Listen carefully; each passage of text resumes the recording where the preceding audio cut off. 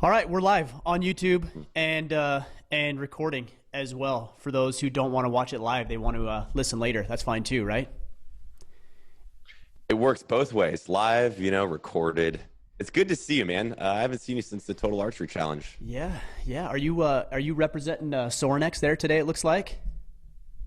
Oh, I didn't even notice this. This is going to be my pre-workout shirt after this interview. So this is a good plug for good people. I love Got Sorinex Bert over there, man, doing good things.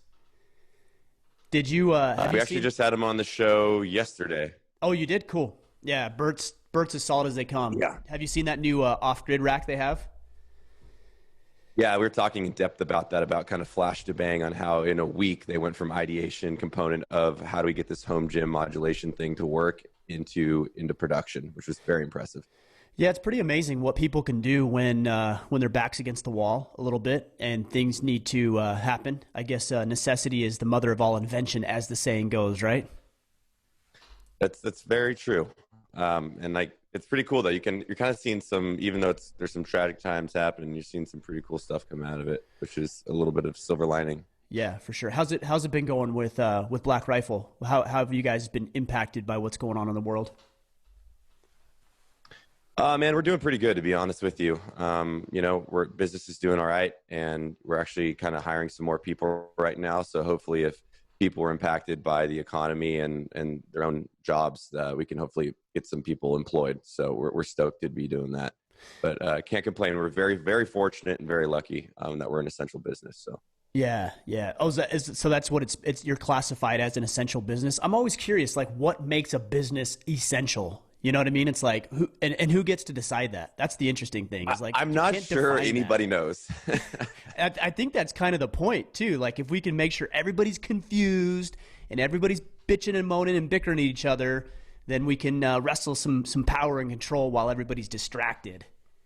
We were talking about on Free Range American, our podcast, about how we're convinced this is aliens, and the quarantine is essentially getting all of us to learn how to hide in our houses, and we had to wear face masks because we can't breathe on aliens, and they're going to come harvest the core of the earth.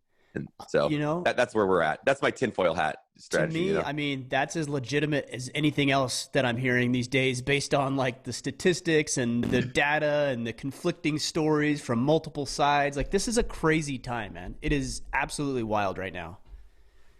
It is very insane, and it's very interesting to see kind of how people are thinking through this. It's been bizarre to see, people getting arrested for going to parks. Like I don't know what kind of fucking world we're living in right now, but it is bizarre. Yeah. I mean, at some point we got to question like, okay, this is not about keeping people safe and healthy. Like these individuals, they're going outside like where nobody else is. They're social distancing. They're being responsible. They're going to the park to play with their kids. It's absolutely ludicrous that we're in a situation, in a position. And look, I understand, like we want to be safe. We want to be protected. We want to make sure that societally things are good as a whole. But at this point, man, it's just gotten out of hand. It's too wild for me. I'm fed up like a lot of people I'm sure are. Yeah, I'm sure a lot of people are. I mean, you can go in the depth on this, and I think it's a little bit taxing because everybody's talking about it, and I think everybody has their own personal opinions. But for me, it's just kind of like I'm just trying to get back to work.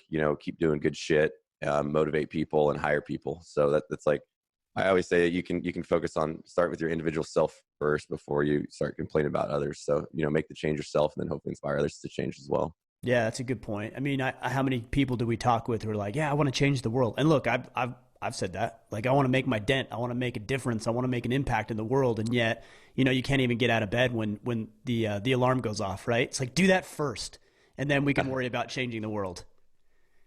So what have you been up to, man? Like during all this stuff, how's business going for you? Is your life changed a little bit? How is the family? Like, give me the update, man. Yeah, man, things are good. Fortunately for us, we moved here to Maine about a year ago. I don't know if you knew that. Did you know that? I did not. Yeah, we moved to Maine about, I think it's been 11 months. Yeah, the end of this month will be a full year, which is insane to think about. So yeah, I mean, it's been good. I've worked at home for like the past 5 or 6 years. So I'm here doing the same thing. My kids, we started homeschooling them when we moved out here. So almost a year of homeschooling. I say we, I really actually mean my wife. My wife's homeschooling them. But yeah, man, it's been really good. We've got some land out here. I go hunting every day for the last week or so now, trying to get myself and my oldest boy a turkey. We're not having any luck there.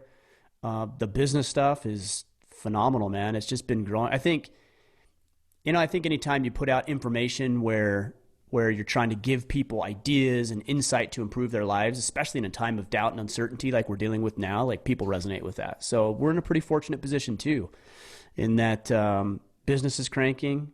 I'm feeling pretty fulfilled. I'm focused as I've ever been. That's a good thing too, is like distraction wise, like we talk about this COVID and coronavirus fallout stuff. Distraction wise, like I have very few distractions, unlike any time in my life. So it's a really productive time for me right now. Yeah, that's like an interesting component with all of this. I think it impacts everybody's life drastically different. But for me, same thing. Now that I can't really do anything, I've just been focusing like 15 plus hours a day on work. And I'm just like crushing stuff. And I feel like so motivated and inspired because I forgot how much I enjoy working. And not that I've worked my whole entire life, but when you grind it out for like a week straight with 15-hour days, there's something so refreshing to look at the whole week and be like, dude, I did more than most people did in their month in a week. No doubt. And like, it just feels so good. It's like when you hit the gym and you crush your body, you're like, man, I'm proud of myself for doing that. It sucked, but that was fun. Let's do it again. Yeah, it's interesting. It's kind of a weird kind of juxtaposition where you think about everything that you've done over the past 6 weeks, let's say, and how productive you've been, and you're so proud. And then you look at it and you're like, well, holy shit, what was I doing for like the last 3 years? like if I've been this productive over the past 6 weeks, what have I been doing for the last 6 months or the last 6 years? And why wasn't I being that productive before? So it's kind of, it's enlightening. And like my hope is that when things open up, and they will, is that I remember what this focus feels like and I don't get distracted with non-essential things. Like I stay focused on what's important to me, the things I've identified. Yeah, that's a really good point. I think a lot of us have had time to kind of self-reflect and realize that there's a lot of low priority things in life that kind of take over your attention. Mm-hmm. And when you get all these kind of extraneous impactors away from you, you kind of realize like what's important, like spending time with my family, seeing my father, FaceTiming my mom, putting the work in, trying to be a good business partner, trying to be a good boss, and like all these things that actually matter in life. And you can kind of cut away a lot of just the bullshit in life. But I think some people went the absolute opposite. They went, let's just stick to social media and like complain and bitch about the world and sit on there. And I'm like, man, there's two types of people in the world. There's guys that are like, okay, I'm going to go learn a new language, or I'm going to go learn a new skill set on YouTube, or I'm just going to like complain. And I'm definitely that guy. And I think you're the same. Yeah. Well, yeah. I mean, I try to be. I'm not going to say I don't get wrapped up in some of that stuff occasionally. Well, of course we do. Of course we do. But, I try to be conscious about, okay, well, how am I spending this time right now? And is it serving me, or am I just getting, sucked into Twitter debates and arguments and things that I have no control over? In fact, I was going to tell you, you can see it right here. I've got my guitar. I just picked up the guitar, man. I know you play. So if you have any pointers, got a couple back there. I see a few of them, like 5 of them. So you're probably a little bit further ahead than I am, but my fingers hurt and I know like 3 chords. So that's good. The guitar is like anything in the world. It is going to piss you off for like 5 months and you're going to want to quit every single day. And then one day you're going to reflect and be like, oh my God, I can play a country song, GCD, and strum it pretty well. And then from there, the road forward's pretty easy. It's like that initial learning curve of the dexterity between your right and left hand, just like anything. Like, right. It takes a little while to make it intelligible, but once you've kind of figure out, then it's not that hard to get incrementally better pretty fast. No, that's good to know, because it certainly, I'm in the suck stage right now. Like last night I was playing and I'm trying to keep up with this app and I couldn't do it. And like when I was started, I couldn't do it. And then I got warmed up. I'm like, oh, okay, I feel pretty good. And then it just went downhill from there very, very quickly. I'm like, this is stupid. Why am I doing this? But, you got to kind of appreciate the barrier too. Like there's barrier in whether it's jujitsu, martial arts, right? I know you're into guitar, hunting, picking up a new language like you talked about earlier. There's always, or starting a business, there's always that barrier. And we hate it when we're in it. But I like that barrier to entry because You have to earn it. And it keeps the people out of the game who haven't earned it yet and don't have the right to be there because they haven't earned it. And it frees up space for you to be able to capitalize on those things, whether that capitalize means money, profits through a business, or even just, hey, complete satisfaction or enjoyment knowing that you overcame that barrier that was there. Well, it's pretty fun, I think, right? Because you have, I think, normal people that kind of just, a lot of people just exist and don't want to put the work in. And there's something fulfilling about being better than average at a lot of things. And it's a testament to the hard work and effort you put in. I mean, you know, I still to this day play about an hour of guitar a day. And I think, you know, my wife probably liked it day one. It's like, oh my God, you can play Steve Ray Vaughan. And then there's an hour of me just going like, bling, bling, bling, messing up scales, like, shut up. Yeah. And I've been taking singing lessons too. And that's been really, really challenging. So it's like kind of those things that I'm trying to learn over here on this side of the house as well. Yeah. Yeah. And, you know, it goes back to what you were saying earlier, because you were talking about building up confidence. And I think, like, what I see is a lot of guys have questions about how to develop and build confidence. And I think simultaneously what they believe is that some men are just born with it. You know, they might look at you or somebody else that they admire, respect, or inspires them in some way and think, oh, well, that guy's just got it. And what they do is they discount like all of the years of effort and sweat and blood and toil and everything that you have done to be proficient at something. And that's what develops the confidence. Not the fact that you were born with it, but the fact that you weren't born with it and you developed it and now you're confident because you did the work required. I agree. And I think sometimes confidence has an aspect of being courageous, because I think a lot of times when you have to be a leader and confident, you're actually not 100% confident yourself, but you're like, fuck it, we're going left, you know? And then you're just like, oh man, I better figure this out because I have everybody relying on me. And yeah, I think that's definitely the case. And I don't know if you're born with confidence. Maybe some people are. I wasn't for sure. That was something that came far later in my life. And the more and more I realized I don't give a shit about what people think about me. I'm just going to do me. That's been the most freeing thing in the world, because when people talk shit on me or discredit whatever, it's like, I don't care, man, because I know my day is going to be more focused on work and prioritizing my family and my self's happiness than you're going to. And I'm going to win. I win because I'm going to be happier. So, but I hear you and I agree with that. But is it the chicken or the egg type thing? Like, do you get to that point where you don't care about what anybody thinks and that's what instills the level of confidence to be able to live your life? Or do you have to develop some level of confidence to get to the point where you're like, you know what? I don't care what anybody thinks because I've got myself dialed in right now. Uh-oh, did I lose you? Oh, hello. I'm back. Hi. I'm back, or you're back. We're back. We're back. Okay. Did you catch any of that question? I mean, it was powerful, man. It was a great question. Chicken or the egg? That's right. I think it's a little bit of both, man, honestly, because I don't think that I would have had confidence without feeling like what it's like to be hurt and insecure and all those things.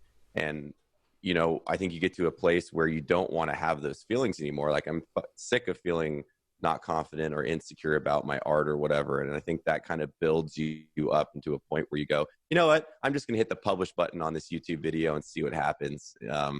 And a lot of that, because for me in art and creativity, I was very reserved to share that with the world for a long time. And then one day I just started my YouTube channel, and a lot of people that knew me prior to that were like, whoa, what is Matt doing? That's not Matt. He's like an introvert, you know? And it was like that sense of, yeah, I call myself a gregarious introvert, man. Interesting. A lot of people that see me on social media think I'm like partying and around all these people. Like, my favorite times are the lights off in my office, like with a little scotch, just by myself. Interesting. Yeah, I wouldn't have thought that. I didn't know that about you. I wouldn't have guessed that either. I literally hang out with like 3 people. You could ask any of my close friends. Yeah. Well, I guess that's a testament to understanding, you know, if you want to be successful, you've got to put yourself out there. You've got to, and you have an ability to evolve. Like, I hear so many guys are like, I'm just an introvert. So they're excusing themselves of like going out and meeting women or asking for a promotion or networking to some degree so they can create opportunities. It's like, yeah, I mean, you might be introverted, but you get to choose how you're going to behave, and you can decide that, hey, I'm going to go to that that event or go to that networking opportunity or go talk to my boss simply because you make a decision to do it and you realize it's going to be in your best interest. Yeah, well, I think a lot of people might classify themselves as introverted because they don't want to take the risk to like socially engage or ask for that raise, because that's a risk, right? And there's trepidation associated with any risk, because the risk could be failure, and failure alone can be a non-motivator for a lot of people. And I think some people make that excuse like, I'm this, I'm that, and a lot of that's just a construct of their own behavior and kind of them making an excuse, for lack of better terms, to act the way that they want. And sometimes the most freeing thing is to go against the grain of what your brain wants to do. It's a very big challenge, but it's awesome. Anything in life. I'm feeling lazy, and if I do that and I don't want to work out, I'll make sure that I crush myself more in the gym. And I'm like, okay, I won't almost not go to the gym again. Don't say that to yourself that's again. going to happen. Yeah. It's stupid, but it actually works. And it's like a mental exercise every day. It really is. Well, that's a great point. It's not stupid if it works. You know, it's funny because I used to be overweight, out of shape. Like I was in a bad spot. My business was failing. My marriage was miserable. Like it was rough. And one of the things I started doing was getting into Spartan races. And I'd had people in my life would say things like, you're going to go pay to go run. You're going to go pay to get your ass kicked. That's stupid. I'm like, look, for whatever reason, it's working. I feel inspired. I feel motivated. I'm losing weight. I'm getting in shape. I'm developing confidence. So yeah, I think I'm willing to invest in that. Like, I think that's actually a pretty good investment to make. Well, yeah, I don't think, one thing fits everyone, right? But it's it's like the same thing as CrossFit. Like, for instance, one of my business partners, Richard Ryan, the dude has no motivation to work out on his own.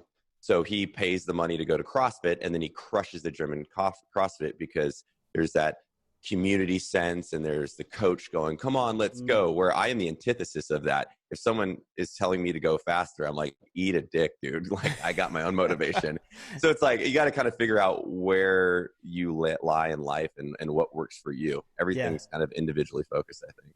I actually think that's one of the challenges with like the self-development space is people listen to you or they listen to me or anybody else they're inspired by, and they're like, well, Matt's doing it, so I guess like I have to do it that way, or I have to do that thing, or I have to wake up at that time, or I have to engage in that activity because that individual's doing it. And then they hate it, like they're miserable.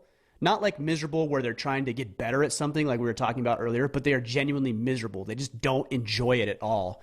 And they have to like grind through it every day. It's like, stop doing that. Like, replace it with something that is actually going to move the needle, yes, but something that you at least kind of find enjoyable and fulfilling. You have to have passion in what you're doing in life to be successful. And a perfect example of that would be, I love the guy, Jocko, great dude. But when he's posting, you got to get up at 5 a.m, I'm like, Jocko, I get it. You're a fucking motivational, awesome dude, but there's no way I'm getting up at 5 a.m, because I know what works for me. I like to sleep in a little later, but then I'm up till 2:30, and that's when I'm the most creative, is my brain just fires at night.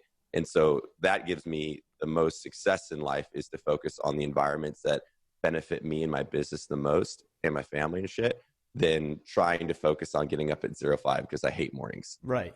So, but that works for him, right? But it just doesn't work for me. Exactly. And you know, I think most people are not robotic in that they can understand the concept. Like, the concept to me, when I look at what Jocko's doing, the concept is not necessarily wake up at 4:30. He might say it is.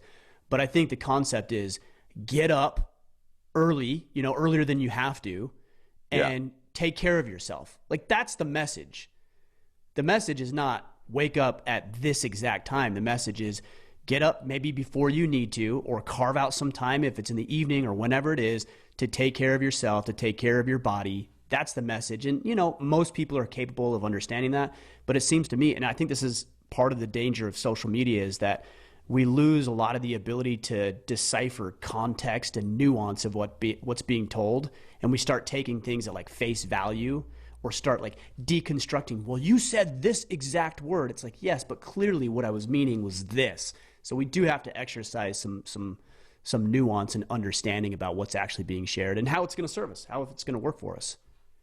Yeah, I mean, I couldn't agree more with the Jocko thing. I think that the undertone in all of it is putting in the work and being a better individual. And I mean, it's been bizarre. I've been going through so much like psychology shit in this whole quarantine nonsense that's going on.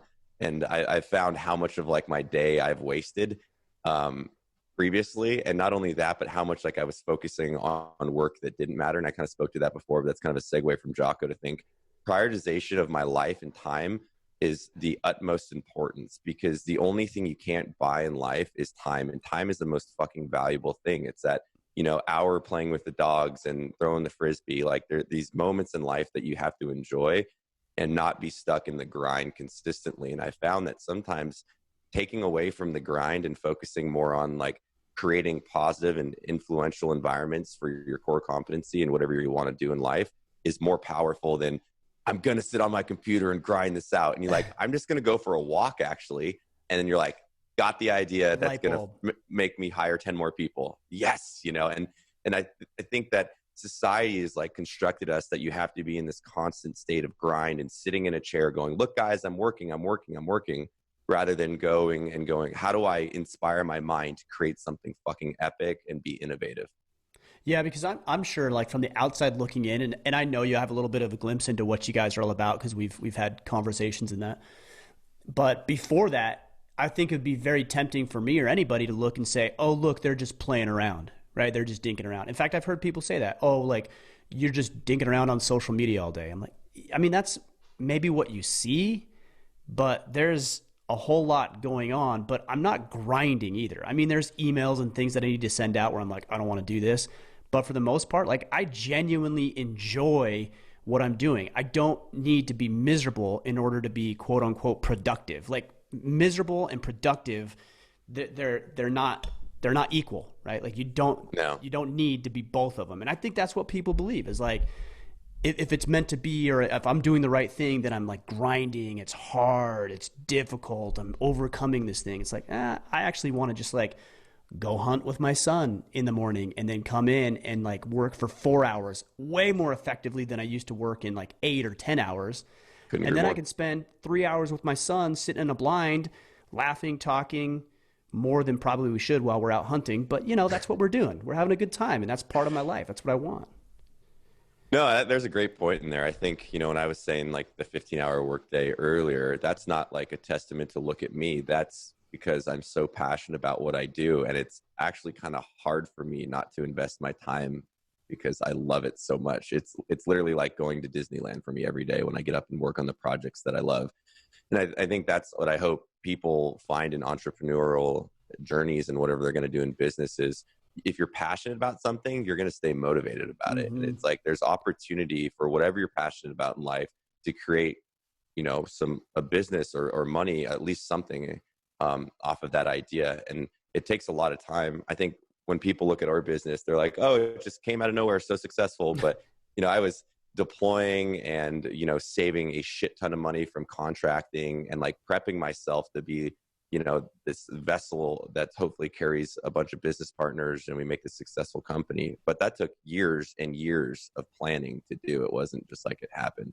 Yeah. That was a very like all around the circle statement, whatever. No, it's good. It's good. I get you. I'm tracking. I think most people are. Yeah. I think it's important though. We be realistic too. Like when we look at what other people are doing, because I get the same things like, oh, you know, you have connections with these great people. I'm like, dude, I don't always have, or when people say things like, oh, well, it's easy because, you know, you have that connection. I'm like, yeah, I had to make that connection. Like that connection didn't just appear. Like I had to put in the work. I had to add value to that individual. I had to invite. I had to have some level of risk, right? Put myself out there. Those things don't just happen. And when we discount it, and I've done this too, but when we discount what another individual has done to be successful, actually what we're doing is excusing our own behavior or lack of performance, because we're thinking, oh, well, you know, Matt just got lucky. Like Matt and Evan, they just popped up out of nowhere and they just hit it at the right time. So like if I just wait back and like maybe someday my ship will come in too, and then they don't do the work required of the work that you guys put in to make yourself a success.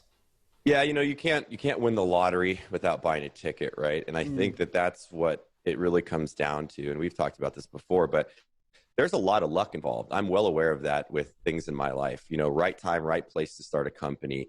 There was opportunity that was lucky to present itself. But at the end of the day, if you're not willing to work through the opportunity, you're never going to be successful. You can't sit back and, you know, just win the lottery on the couch. Like you have to make moves and strategize. And that's not the best analogy, but that's what I think opportunity is in life.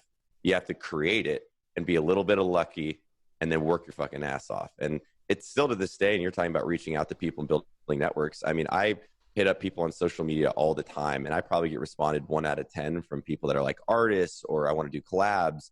And so that's a 90% failure rate on people that don't respond to me. And, and I have a pretty decent following, but for whatever the reason, and it's like, I don't let that shit get me down. It's like either A, they didn't want to work with me, no worries, I can find someone else, or B, they're busy. So it's just like, you just got to keep that the positive vibes up. And I think more people just need to smile and be like, it's all right, man. Like, it's all good. It's all good, dude. Like, all right. I made a post because I got a list of people that same thing that you're talking about. Like I want to have these people on the podcast because they inspire me, or I know they'd inspire the guys. And so I have this list of people I want to connect with, and I showed everybody. And I have a system. I'm like, okay, if I have a dash, that means I reached out. If it's an X, that means they connected with me. If it's an X with a circle, that means they're in. If it's just an X, that means they're out. Right. Yeah. So I had this list, and I had like 12 or 15 people on that list, and there's one circle on there. It's like, this is just the way it is, and it doesn't ever, it seems like it doesn't get, I thought it would. I thought like, oh, okay, well, if we build order of man and we get this many downloads and this many people follow on social media, then everybody's going to be like, yeah, but there's always a bigger fish. And I choose not to take it personally. Like if so-and-so doesn't get back with me, I could say that guy's a dick or an asshole or he's ignoring me, or more likely he probably just didn't see my email in the sea of the thousands of requests that this individual gets. And that's the story I choose to take because it keeps my mind sane. Oh, for sure. And I think that's a very challenging aspect of a podcast. If you're going to get guests, I mean, we even deal with that. A lot of people, I mean, this is, 2-3 of us, the hosts, reaching out to our connections and being like, hey, be on my podcast. And yeah, we get denied all the time because, our podcast is pretty well, but there's so many bigger fish. And, the expectation for one guest to do, 900, podcasts in a month because there's so many now is completely wrong and not going to happen. So it's just, you just got to keep your head up, man, in everything in life and business specifically, because it kicks your ass every day. It does. How do you personally deal with it? Like I have strategies and ways to unplug and things to keep myself mentally sane, but like, what are some of the ways that you deal with it when you guys are down or you get rejected or a project doesn't work out the way that you want it to, that sort of thing? Well, I'm probably one of the most competitive people on this planet, and I absolutely hate failure. And it's bizarre because when I fail at something, it actually gets me so fucking motivated to just crush something else. So I don't know if that's like an innate thing that's with me, but if I like put out a music video and it doesn't do that well, I'm like, all right, and it's kind of funny how I've worked with that. I reached out to a satirical country music artist and pretty much got denied because I'm a pro-gun guy, which is unfortunate. Yeah. Now, and literally the takeaway from that, I could have been like, man, fuck that guy. And I was like, hey, he can believe what he wants. You know what I'm gonna do? I'm gonna go write a country song and make it better than he can. And that's what I did. And outperformed anything that I probably would have done with him. And it was like that moment of, I could have just been the victim. I could have sat back and go, woe is me. No, I guess I'll do something else. I said, fuck it. I'll do it myself. I'll find another way and just be resourceful about it. What's that? Is that last song that you put out? Not that one. That was Whistle back in the day. That's what it was. The aggressive one, not Quarantine. Yeah. Quarantine was just a fun time. That was fun, man. That was really funny. Like to see everybody in there, all the cameos and everything. Yeah. That was really, really good. Yeah, the team put that together really quick. The idea on Sunday, I called Tim Montana to write actually a different country song. And I started saying, I was like, quarantine. And I'm like, dude, let's write that song. And by Tuesday, the video was pretty much done and the song was completely tracked. It was like 48 hours that thing got done, which was really cool to see how awesome the team was. Yeah. When you guys are creating, so let's say you put out a video or a song or whatever it may be, some sort of art, right? And it doesn't perform. Like, do you feel like forcing it helps, or do you feel like sometimes you just need to, like, I'm going to do it better, I'm going to do this and this and this, and then you like over fabricate it? Does that make sense? Like, have you done that, fallen into that trap before of like, well, I'm just going to do this and this, and then you do it and it just comes out even worse because you're forcing it? Yes, absolutely. the thing I think a lot of people see with my channel, I don't really release things for the sake of releasing them, because what I always wanted was my passion to sustain, because I felt the second that creating a video became work to me, I'm going to fucking delete my YouTube channel. And I would rather put out, you know, one video a month than one every week that I'm not happy with. And yes, even the ones I think might be good, I've had some shitty videos that I put out, well aware of that. But, you know, that kind of comes back to the feedback loop. And it's the same thing with art. I think with business is the end user experience. What is the community saying? The community I care about more specifically, because I give a fuck about, you know, some whatever people talking shit, but like the community that I want to inspire, entertain is, you know, like the veteran community, the Pro 2A community, the people that just love America and want to go crush life. Those are the people I want to like inspire. And then how are they reacting to the content that we're putting out? And I'm not saying that we're going to do exactly what their expectation of us should be or their version of us, but we're going to listen because we want to make them laugh. That's the whole value add that we want to do in our company is great coffee, but then you get this whole cool piece of a value add of entertainment and comedy and crazy cool stories that are all free, you know, and they cost a lot of money to produce sometimes. Oh, no doubt. I mean, the stuff I've got, you're from, you know, Pete, right? Pete Roberts with Origin. Yeah. Yeah. No. So he's a good friend. He lives right up the road. They work right here. And like, I know what he puts into his production, and they do high quality production and video as well. And it's like, man, the amount of time, money, investment in their equipment, I'm like, holy cow, this stuff is like, it's legit. Like, it's not just some like iPhone, you know, just guys shooting out there. I mean, it's legitimate. And hopefully this doesn't come off as like a cocky statement, because I don't want it to say it that way, but that's in part why I created a production company, my own pretty much. And I invested a lot of money into that production company because I never wanted to be reliant on a third-party predator, as they call them, or like a contract production company, because they're hyper expensive and you don't always have the creative prowess to execute the idea that you want. And so that's kind of what we did at Black Rifle, was how do we create an internal production company? So a lot of the stuff we do now is really just time of employees, you know, all of us shoot and edit and all of that. But that was a cognitive like agreement with myself going, okay, I'm going to invest in myself to become a better editor. I'm going to take the gimbal out and do track shoots and practice all this blocking with it and see how I can work it. And that has set us up for so much success, because we're able to pull off so much stuff that we could have never done based off of how much it would cost to hire a production company. Oh, no doubt. I think that goes back to your passion statement earlier too, because I hear that and I'm like, that doesn't even sound remotely interesting to me. You know what I mean? I'm like, I don't know. Like there's no, like in no universe would I want to do that, right? But that goes down to passion. Like if you're passionate about it, you're going to invest the time and the energy and the resources and like, how do I figure this out, or how do I make this shot work? There's other things that I do personally that maybe you don't enjoy doing. And that's like, okay, well, how do I make this work? Right? Because I'm passionate about it. There's meaning, there's significance to it. 100%. I mean, I'm sure there's plenty of stuff that you do in your life. You're like, this is so awesome. I mean, I have friends like that, you know, like Evan has so many different things he loves to do that I'm like, bro, that sounds so fucking boring. And vice versa. I do things where he's like, I don't even know how or why you like to do that. So I mean, it's just learning yourself, you know? Yeah, just figuring it out. Well, should we get into some of these questions? Because I put this let's do it. I figured we'd do this a little different, because I do like to mix it up occasionally with the podcasting, and usually I'm just like interviewing guys, but I figured let's make it fun. This is kind of like a hangout sesh, man. I like that.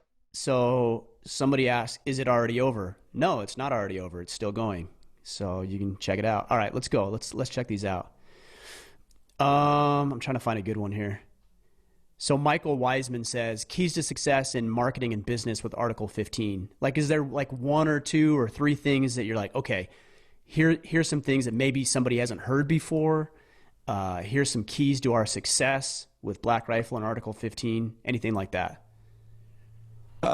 Keys to success. Okay, I'll talk about this. I talked a little bit about in my book, but this was a huge takeaway because admittedly, it's a sad and refreshing day, but actually yesterday, Article 15 clothing is pretty much no more. So I dissolved the company. Yeah. And there is no resentment on my end as far as why the course of that went that way. but there was massive learnings. And that's something that took me a couple years to really get past was, how do I take something, this baby, my first business ever that was really successful, and just let it die? I get hurt. And I was insecure in the sense of, okay, I'm a bad CEO. I'm a bad leader. There was things that I could have done better. And then when I started to reflect more and more on it, I realized why the Black Rifle side was so successful was the communication between the partners and the leadership in Article 15 clothing weren't kind of synergistic in their approach to the mission statement. I'm not discrediting anybody that I was partner with. They're all great dudes, and I still talk to them today, and I love them, and they're awesome. But we all wanted different things, and we kind of never aligned on that mission statement. And when I met Evan, it was finally that thing where I'm like, oh my God, you want to roast the greatest coffee in the world, make the coolest freaking brand, and then we want to give back and involve in the community and work with charities. And I'm like, okay, you're aligned on the exact mission focus I want. You're not worried about, let's, just snatch grab cash as quick as we can, and if the business tanks, whatever, we'll start something else. Like, no, let's create an enterprise and something people for decades and decades can get behind. And for me, that was the learning in all of this, like building the team that can help get your mission statement done. And the reflection of that would be like a fire team in the military. You need a solid team leader. You need a great saw gunner, right? Core competencies are always different. The saw gunner might not be able to lead like the team leader, but the team leader can't shoot like the saw gunner. And there's all those small core competencies that kind of create this epic team. And that's how I look at business. And that's kind of been the biggest factor, I think, the Black Rifle success. And there's more to it than that, obviously, but it's the team. And we're really like a close, knit group of friends that treats each other with respect. And but we have no problem saying that's a fucking stupid idea that you just brought up. I've actually heard, I think you've mentioned that before, and then Evan has mentioned that to me as well. It's like you guys have, I don't know if it's thick skin necessarily, but you've given yourself permission to be truthful and honest and not get butthurt about somebody who happens to disagree with you, which I think is important. Do you want to know our corporate term? Radical transparency. Is that hey, the politically correct term. We have radical transparency. You're a fucking idiot. That's funny. Yeah, because you can't put that in there, right? So you got to put that in the corporate charter, the corporate docs. Right. All right, cool. That makes sense. Let's see if we got another one here. How about Dylan Beck is asking about Trudeau's gun ban in Canada. Do you know much about that at all? Have you seen anything with that? I saw it. I obviously inherently disagree with it, but I have not honestly had the time to read up on exactly, but I know that they like ban some like it's just idiot politicians being idiot politicians again. Yeah, it's as far as I know, and I'm not an expert on this, but he banned AR-15s, and I think the term he used is like 1,500 other variations and models. Somebody sent me a thing the other day of like he banned 10 and 12 gauge shotguns. I don't know if that's true because people send me stuff all the time. I don't like go in and check it. Well, I think the biggest thing on this one for me, because I honestly haven't read up a lot of it, but that's what we always have to remember. Some of these fucking politicians, most of them are sneaky little snakes in the grass. And I guarantee what they did is, Canada's worrying about what's going on with the healthcare system and this whole COVID-19 stuff. And they just slide that right in there and they get it passed. And right. It's disgusting. I mean, you hear about that all the time, hiding, weird clauses in bills and stuff. It's just like all the time. Yeah. And I don't even get into it because it makes me like irate. So yeah, I mean, I get it. Like there's this line I think we have to walk between not just getting inundated. Like I saw somebody posted on Twitter today, and it was really good. Zuby, I don't know if you know who that is, but he's been on the podcast. He's a solid dude. Anyways, he said, if you don't listen to the news, you're uninformed. If you do listen to the news, you're misinformed. So it's like, whether you do it or not, like you're screwed, right? It seems like it's pretty biased and it's hard to get and decipher through all that. That's why I think this goes back to what you said earlier is like, focus on yourself, focus then on your family, then focus on your community and your business, the people there, and just start working your way outward. Start with the smallest unit first, and then because there's nothing we can change and affect at the federal level. Like we've got to start small and grow from there. Yeah, I think you have to contribute to society and create movements, and I think that's something that why I'm so motivated with our company is I hope that the 6-year-old that gets to walk into a Black Rifle Coffee with their father who's a firefighter goes, whoa, and they see the American flag draped down, and it's a symbol of unity and love and sacrifice and all these amazing things. And we conditioned our youth to like be a part of this and this amazing thing that generation after generation has sacrificed to create. Honestly, how fucking easy are our lives right now? Like, generally speaking, comparative to like 100 years ago. Oh, Like, I mean, we got no doubt. iPhones, we got like medicine, like we're crushing it as a society right now. And I think we have to be thankful for that. And we are the free world leader in America. So that's where I would sit with our company, is like, I want to inspire the youth to be a part of this rather than having their, you know, little progressive dad shit on the American flag and talk about why it's racist. And you're just like, what are you talking about? You're the problem, right? You're creating the divisiveness. You're not having rational conversations with people that actually disagree with you on points. You're throwing these fits. And that's why I just don't watch news, because it's just an attention grab for everybody. And people like to get spun up, and that's what they do. Yeah. I mean, it's more of an entertainment factor than it is anything else. Like my wife and I'll go downstairs for lunch, and my wife and I will eat lunch together just about every day. And we usually pull up like Tucker Carlson. And like, if I'm being truthful, I just, it's entertaining to me. Like, Yeah. it's not that I'm trying to get like an in-depth dissertation, an unbiased dissertation on some subject. It's like, no, I want to be riled up. I want to be entertained while I'm eating lunch with my wife, and that's what we do, right? But at least I can acknowledge that Smart it's enough more to acknowledge that. Yeah. entertaining than it is informational or educational. You bring up another interesting point when you were talking about hardship. I talked with this guy. His name is Akshay Nanavati. I think I pronounced his name right. And not too long ago, he ran across the country of Liberia, like literally ran across the country. Wow. And it was funny, as we were talking, he's like, yeah, I did it because I wanted to, not because some animal was chasing me, not because some tribe was threatening to murder me and my family. Like, I did it because I wanted to. And we have to manufacture hardship because, frankly, we just don't have any level of hardship in our lives. Like, we don't. Even during a global pandemic, we have no hardship in our lives. And that's not to discount people that are dealing with medical conditions or bankruptcies or going through a divorce. That stuff happens. But generally speaking, our hardships are non-existent. Dude, it is so funny you say that. Bert, Soren, and I were talking about that a little bit. And I personally manufacture hardship in my life sometimes, because you will get soft. You kind of get accustomed to your environment of like, I have the air conditioning all the time. And I think you have to have once in a while a little reset to feel some pain or know what it's like to almost pass out from a workout. My dad was giving me shit because I was walking around bare feet, you know, chopping down trees, getting all cut up. And he's like, do you just like pain? You're just an idiot. Like, put some shoes on, put some protective wear on. I'm like, no, Dad, like, I like to like get bruised up and cut up. It's kind of, it makes you feel alive. It reminds you that you're just not in this like little plastic bubble of safety, that the nature in the world is a freaking dark place. And we're very fortunate to be alive. And you got to remind yourself of that. Yeah, I think humans too. I think we crave confrontation because inherently we understand that through confrontation we improve ourselves. So what I've noticed, in the absence of genuine confrontation or genuine challenge, we make dumb shit up to worry about. Right?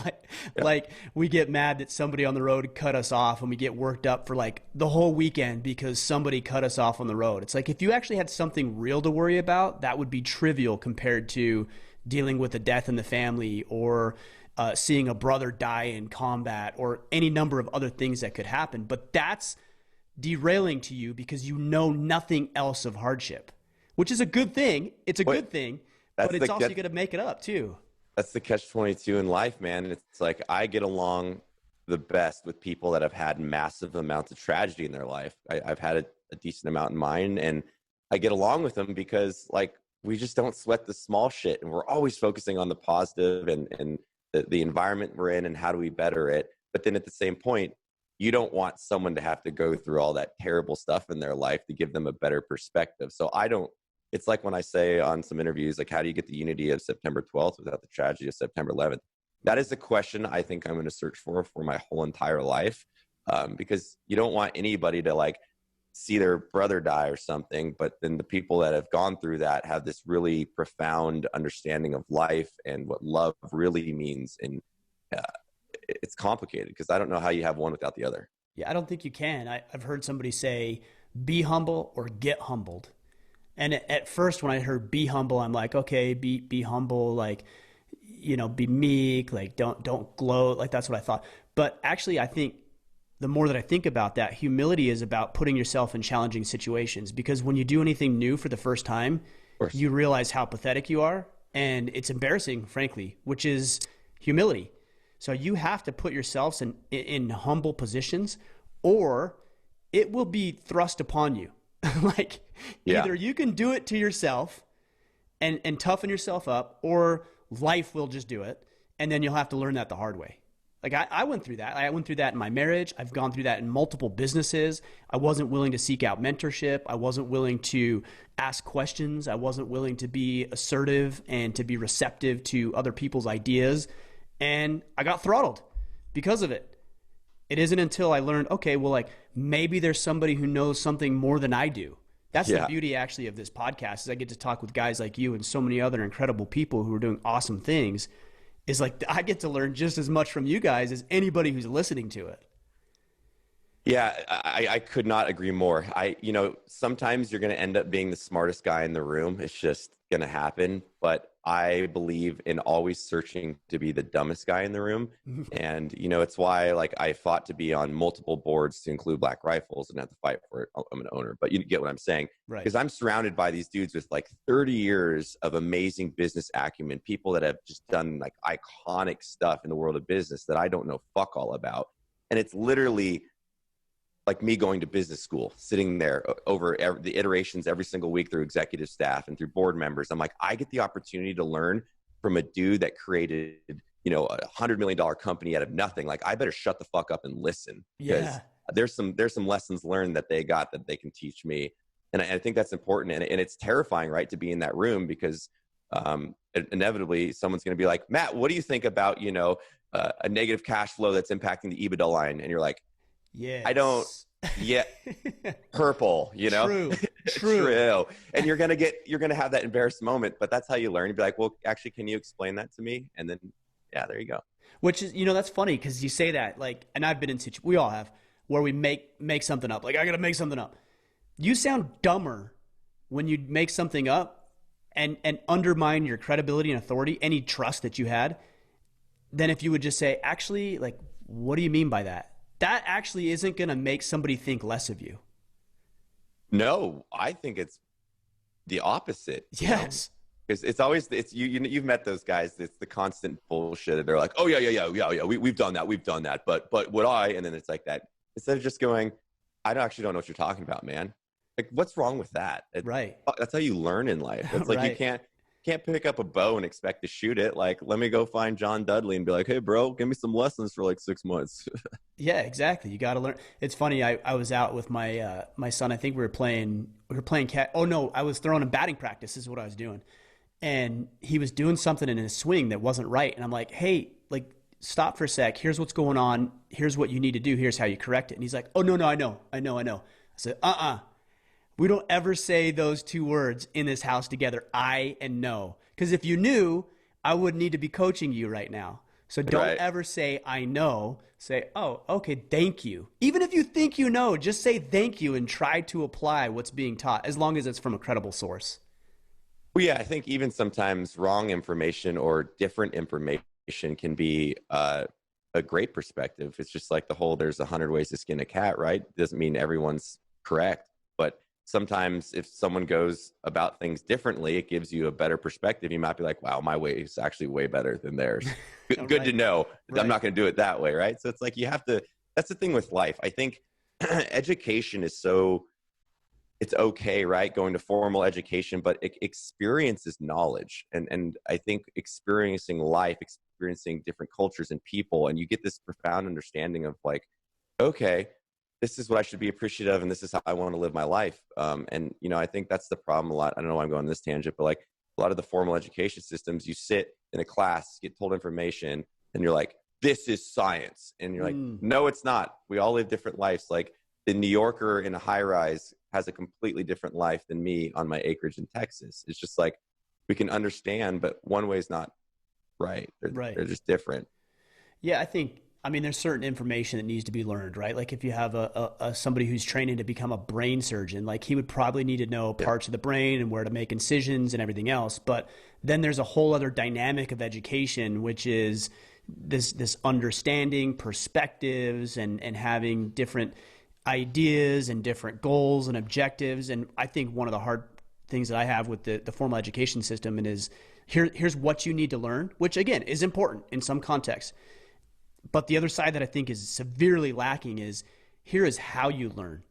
Here is the way to think with an open mind, to be receptive to new ideas and insights, to figure some things out on your own. So we need both the information and how to acquire the information we need to be successful.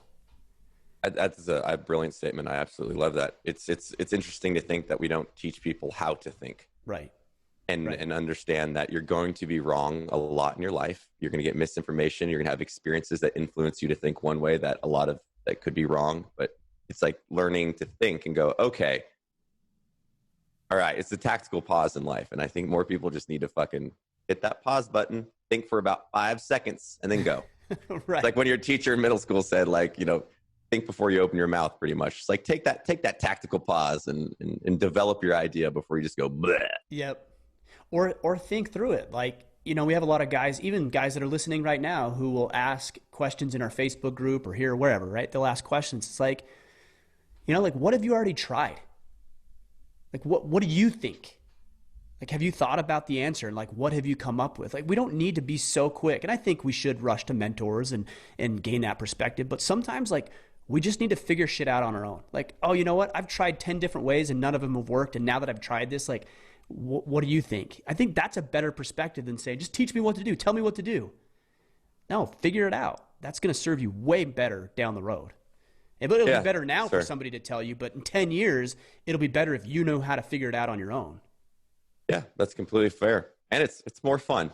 That's true. Life, good point. I think we miss that a lot in life. Like life is about fun. It's literally the road and the destination is death because you're born terminal. Guess what? Everybody listening, we're all going to fucking die. Yeah. It's like, and no matter what you believe in the afterlife or whatever, the reality of this circumstance of humanity on this planet, this is the one shot we get. Mom's spaghetti, knees weak, arms are heavy. It's the one opportunity to smile and to love and be compassionate. And I think more people need that. And obviously, there's sometimes violence is needed for a bunch of, people that want to be chopping off heads and pedophiles. But I mean, I think you lead with love, right? And then you always have that violence in your backpack and that tool that you hopefully never have to use, but it's there. Well, I think that's one thing I really appreciate about you guys because like my tendency is to take everything really seriously. Like I'm not going to joke about it. I'm not going to have any fun or be light, like serious. Always so serious. And I recognize that about myself, and I see that in you guys is like, yeah, you can be serious when the situation calls for it. Doesn't mean you're dinking off, but you can be serious. But I like and appreciate that you guys can have fun and make light of situations because I see that as being a gap in what I personally need to work on as well.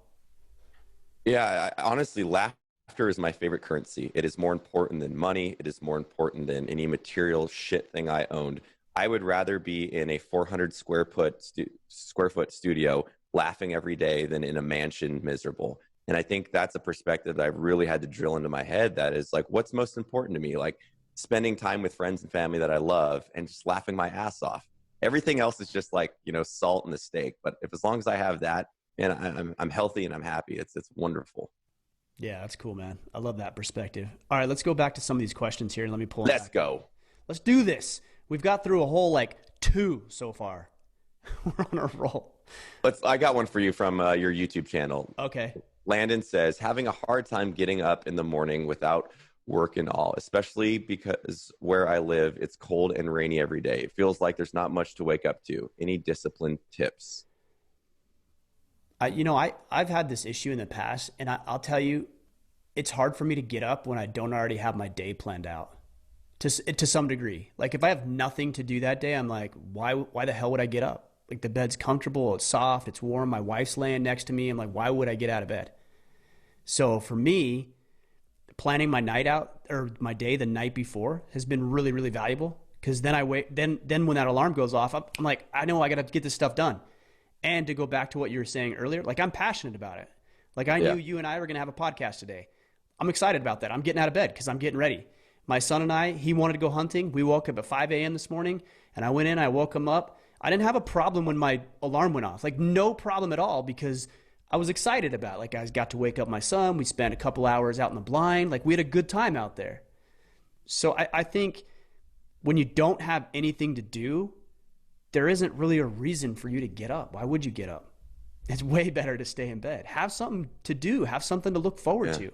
And if you do, you're not going to hit the snooze button. You're not. You're going to be excited about getting up and getting after it. No, for sure. I always look at it also like I don't want my future self to want to whip my past self's ass. And, you know, I think if like, if I didn't wake up for 2 weeks, Matt in 2 weeks would be like, man, I want to go back and beat the fuck out of past Matt because he was a lazy little bitch.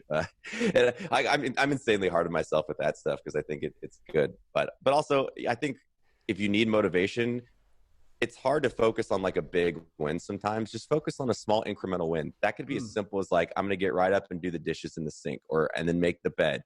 Boom, boom. 2 positive things. I just cleaned.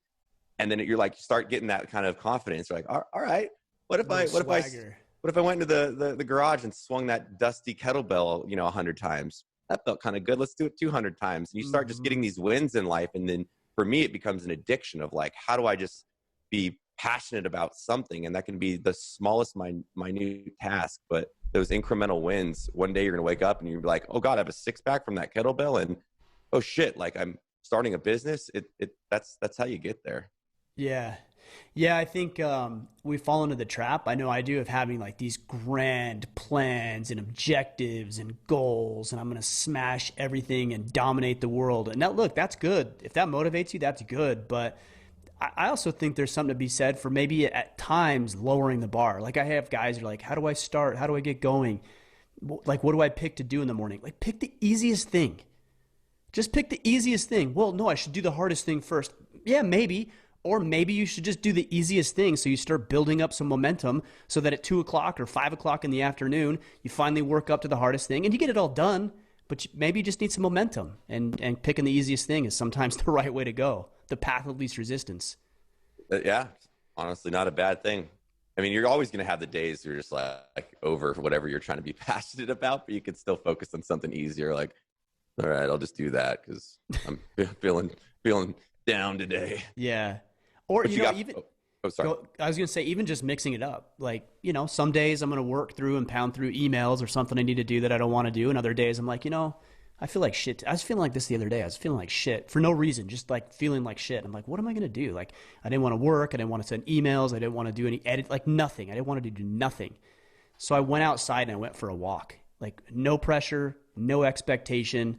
Like, dude, I'm out. And I went for a walk. I came back feeling so much better and ready to go after an hour walk. It was awesome. That's weird. We both went on walks the other day. Evan called me at like 6:30 and I went on like a 4-mile walk because it was an hour plus conversation. I was like, oh shit, I just walked like 4 miles. That was weird. Do you do that when you're on the phone? Do you do that a lot? I'm starting to. I never used to. And I found I would just fidget around the house. And now I'm like, might as well go for a walk. And it's more because I live in the country. So it's just, I'm looking at axis and white-tailed deer and all this cool forestry. So it's kind of good to get out of this realm of prison that I live in for, 15 hours a day in this office. It's a great office, but sometimes you need the sunshine. It's a little vitamin D. You do. You do. Yeah, I do the same thing. If I get on a call, like we have in our brotherhood, it's called the Iron Council. We have about 25 team leaders, and every quarter I do one-on-one calls with them. And so I do, like, when I'm doing it, I do like, I would say 6 to 10 calls, like back to back. And if I'm stuck in here in my office doing 6 to 10 calls, like, I'm going to kill myself. Like, I can't deal with that. So I go out and I'm out there for like 2-3 hours just walking laps. My field is, if I take the longest route of my field, it's exactly 1 mile. And so I'll walk like 5 or 6 laps while I'm on these calls. And it's like, I'm getting the calls done. I feel energized. I'm outside. I'm walking around. I'm getting the sunlight. That's a good way to crush 2 things at once. I love that, man. It's something I hope people do more of, just doing something different. I'm kind of a weird hippie, like a gun-toting hippie. But for instance, last night I finished work at probably like 1:30, and I let the dogs out, and I was like, oh my God, it's a full moon. And this is no joke. I laid for 45 minutes with no cell phone staring at the moon on the grass last night. Really? That was my night. Yeah, no shit. And then I got up and went into bed after. But it was just like awesome. There was just the breeze. There was no sounds. My dogs were laying right next to me, cuddling on the grass. And I was like, fuck, life is good, man. But like, it was such a good refresh moment. Like coming in this morning, I was like, man, that just like reset me as a person for some reason. And I think you got to create those environments for you. You can't be like, what do I do? It's sometimes as simple as just staring at the moon. And I know that sounds so fucking stupid, but it's the truth. No, it's a good point. Like I've got 4 kids, and sometimes I look at my kids, like my youngest, because he's wild. Like I got more gray hairs from him than my other 3 combined already. He's only 4. And like I look at him and he does some weird things sometimes. I'm like, why are you doing that? And I'll ask him like, why are you doing that? He's like, I don't know. It feels good, or whatever. Right. I'm like, oh, maybe I'll try it. So I try whatever he's doing. I'm like, yeah, that is cool. Actually, I do kind of like that. So I think there's like a lot to be said for looking at our kids, or looking at life innocently in a way, and not worrying about like, oh, well, what's somebody going to think about me if I do this weird thing that my kid's doing? Or it doesn't matter. Like, just enjoy it. Yeah, it's a really interesting point you bring up, because one of these executive courses I went through, they put an object up there, and they were like, how many things can you do with this object? I came up with like 15, and you had like a minute to do it. And they went into what an 8-year-old thought, and the 8-year-old had like 40 or something ridiculous. Right. And then you start thinking about the psychology and going, okay, I've developed so many constructs over the years of what, those toothpicks and a cup could have done.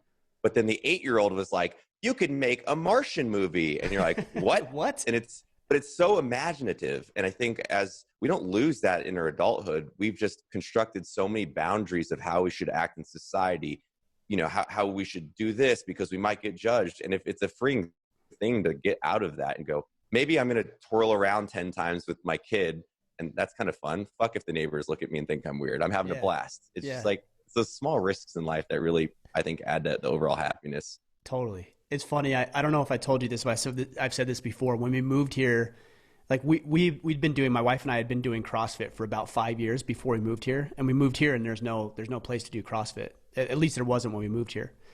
So we had tires and we had kettlebells and center mass bells and all kinds of stuff. And we would just go outside in the yard and run sprints in our front yard and like lift the tire up. And I went down to the convenience store at one point, and the lady there had informed me that we have been dubbed the weird workout people. Because we're like out in the yard just working out, right? I didn't think anything of it. But you know what? I'm like, hey, if that's like the worst that they think about us, then so be it. Like I have no problem being dubbed the weird workout people, because I'm working out, I'm having a good time. My wife and I are doing it together, and we're in good shape. So all is good. Yeah, as long as you remember, like, negative jealousy is just a projection of their own insecurities. That's what it is 95% of the time. And, people are like, oh, the weird workout guy. Well, they're probably just jealous that they're too lazy to get off their ass and, swing a hammer. So yeah, once you realize that, you're like, oh God, like that doesn't matter. You're just.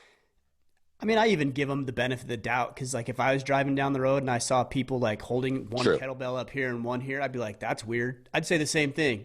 I would make fun of you if I saw you for sure. I'd be like, look at that weirdo. Oh, yeah, exactly. So, but it would go nowhere. Who cares? Yeah. All right, let's see if we got any more questions here. I'm just trying to pick out some solid ones. Here's actually an interesting one.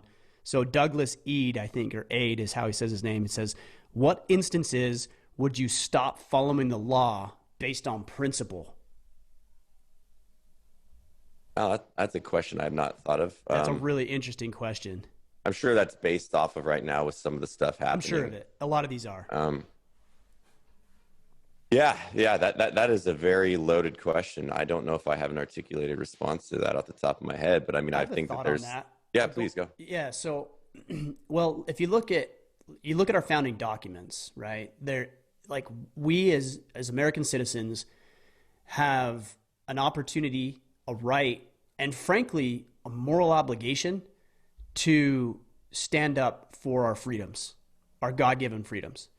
So any law or order that goes against that is in direct violation with the founding documents of this country. So yeah, you could. That's a great point.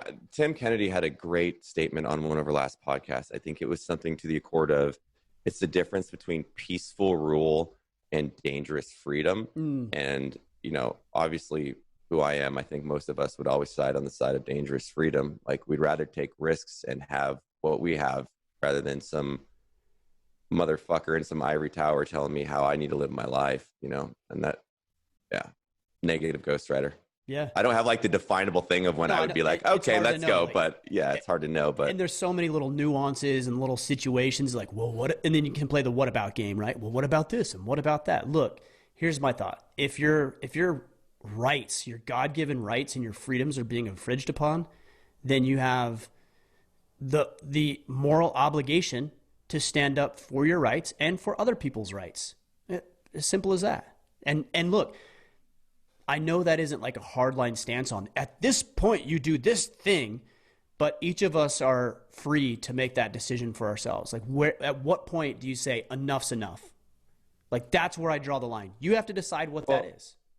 Agreed. And I think a part of that for me in any course of like, what's impacting you with the government or life or America that you want to change?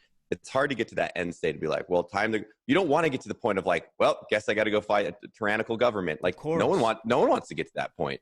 Where does it start? It starts with culture and breeding, hopefully, a younger generation into understanding what freedom and love is and all these things.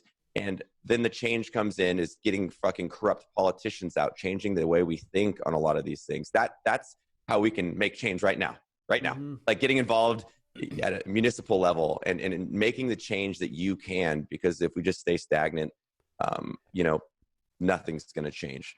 And, you know, I think all of us have kind of defined on what that looks like, making change in life. And mine's a lot more involved in veteran advocacy and the veteran community and all of that. And I've put a lot of effort into that. So it's like, I think all of us can just focus on how do we make our change in our life for the things that we want. Yeah. And then outwork the people that want to go against us. Yeah, no, for sure. Out work them, out maneuver them, out rally them, like whatever, organizing people, like whatever we can do to build community. Like you guys are building a great community, like the Black Rifle Coffee community, right? It's not just the company, it's the community. It's the camaraderie that you've built, and you've built a movement. And that's what's beautiful about the time that we live in right now is like, we have an opportunity to connect with people unlike we've ever been able to connect in the history of the world, to build communities around some of the weirdest things. I mean, whatever your weird thing is that you do, and we all do weird things, there's like millions of other people who do that same weird thing that would love to like band with you and talk about that weird shit together. And that's what's so powerful. I was talking with my son because we went and got a drink today after we got done hunting. And I said, hey, so have you given much thought to like what you want to do when you get older? And he's like, I don't know. He's like, a professional hunter. Is that even a thing? I'm like, hell yeah, that's a thing. I'm like, yeah, that's a thing. Like, and we started talking about Dudley. You mentioned him earlier, and Cam Haines and guides. Yeah. And he's like, oh, I didn't know you could do that. I'm like, dude, you could do anything, whatever you want to do. We can figure out a way to use the internet and rally people together and get people excited and entertain them and educate them. He's like, that's awesome. And the wheels started turning. It was really cool. That's phenomenal. He's like, wait, you can do what? Yeah. Yeah. He was blown away. Son, you can even be a professional gamer and make millions of dollars now. Isn't that wild? That's crazy, man. It's crazy. It's amazing. I've been doing some of that Twitch stream and stuff, and it's crazy. I've been doing a lot of research on esports, is what they call it. And man, some of like the tournaments, I think League of Legends was watched more than the Super Bowl. So it's going to Are you serious? Yeah, it's going to be interesting to see how much of this esports thing is taking control. And I know a lot of people like discredit it, but at the end of the day, you're watching competition and it's entertainment based. So it's like, at first it was a hard concept to grasp. Why would you watch someone play video games? And then I watched a couple people talk about it and I'm like, oh, okay. It's the same reason why you'd watch Tom Brady throw a football, is because the dude's, you know, world class. He's talented. Right. Yeah. He's mastered a craft, and you're interested in how he's done that. He may deflate his balls onto the field and into supermodels, but we won't talk about that. But yes, yeah, we won't talk about that. We won't talk about that. No, I think that's right. Look, I'm not into gaming. I've never been into it at all. Like video game console, I don't have. But I mean, I could see them. Yeah, I could see it. I could see how it'd be valuable or fun or entertaining. Yeah.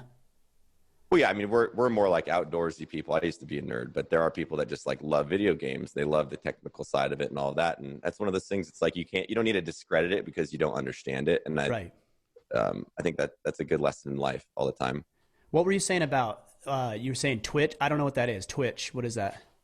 Twitch is a online streaming service, and Okay. so essentially, it's like you'll have this camera setup of mine overlaid on your gameplay, and then Okay. people can like subscribe to your channel or follow you, and then if they subscribe, it's like a little bit of money, but they get like emotes and all these perks on the channel, and it's very community building, Oh, which is interesting. cool. And it's all Yeah. it's all revolving around gaming though. I mean, a lot of people do cooking shows. Like I have a buddy, donut operator. He does a cooking show, and like thousands of people watch that. And it's just, Oh, really? I mean, yeah, it's just kind of fun because it's like someone you like and look up to, and he's sitting there with his girlfriend cooking, making pickles and drinking the beer. And I think it's almost like a live feed, I guess, Right. exactly what it is. And then you can Right. do anything during that live feed, whether it's That's interesting. range or Yeah. games. I'll have to check it out. I'm not familiar with it. I'm not caught up on all the lingo, but have to check that one out. All right, let me see if there's anything else here. And then you can we'll get you a fancy board. So when you talk, it comes in like a radio voice. Hey, I like that, man.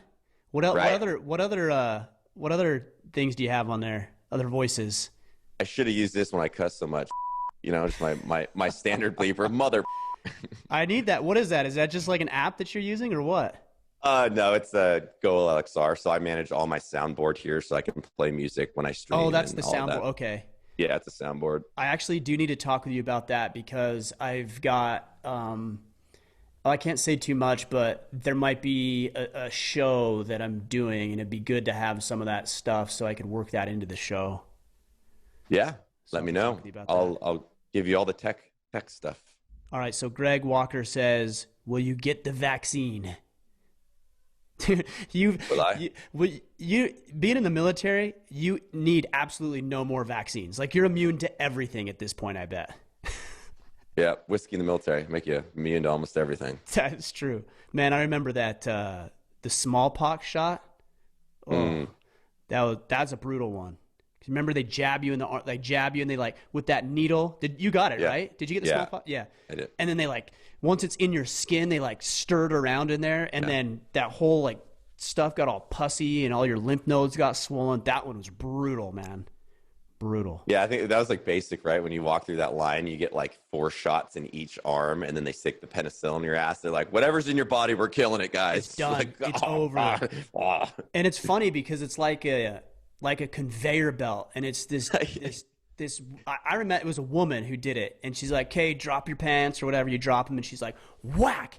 And it wasn't like you go into the doctor and they, like they pinch your arm and they put it in there. She just like fisted that thing and just right in your ass, man.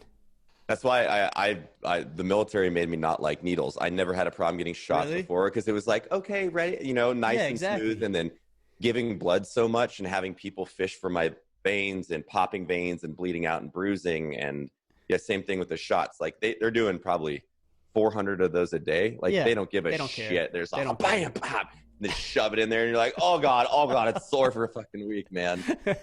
The worst thing I saw, and this wasn't in the military, is actually my wife when she went into labor. The first pregnancy, she did the 3 natural, but the first one she did with an epidural. And no joke, man, that doctor came with that epidural needle, and it's a big old needle, okay? And Yeah. he had her sit over the bench, like kind of hunch over, like round her back a little, because what they do is they stick that needle through the sac and the vertebrae is kind of the way I understand it. Right. So he puts it in there like this, and he's like, "Oh, I'm having a hard time," and he's going like this, and it's like bending in her back, and I'm like, I could feel myself getting lightheaded, and the nurse that was watching was like, sir, and she starts yelling at me. She's like, "You need to sit down." And then my wife's pissed at me because I'm about to pass out while she's getting the epidural. Yeah, I was done after that, man. He's like, you pussy, I gotta Exactly. give birth and get an epidural, and you're like, I'm a man. I can't watch this. I'm a man. I can't watch this. All right, brother. Well, let's wind things down today, man. I really appreciate the conversation. Every time we talk, we have a good time, and man, I learn a lot, and I know the guys are going to get some value from this as well. So appreciate you joining us. No, anytime, man. I think we should if you want to repost this or something, we'll get you on Free Range American, our podcast. Unfortunately, Evan had to take off, but we wanted to do that at the office. So maybe in the next couple weeks, we'll get you on our show and promote everything you got going on. Yeah, let's do it, man. I'd be honored. I'd love to do that. Like I said, every time we get together, we have a good call and a good conversation. So let's get after it. Awesome, brother. Well, appreciate you so much. All right, man. We'll talk soon. Sounds good, brother. See you, brother.